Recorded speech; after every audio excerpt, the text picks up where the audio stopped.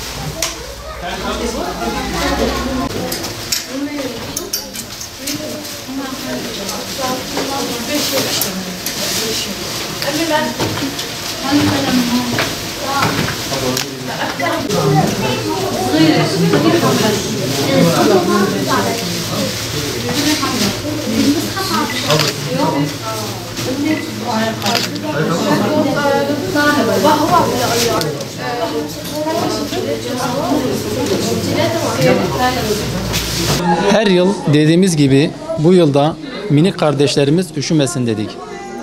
Ve bu amaçla Bursa Umut Kervanı olarak bir mont ve bir bot kampanyası düzenledik. Bu amaçla yaklaşık 2 aydır çalışmalarımızı sürdürdük. Bu çalışmada emeği geçen kardeşlerimizden Allah razı olsun.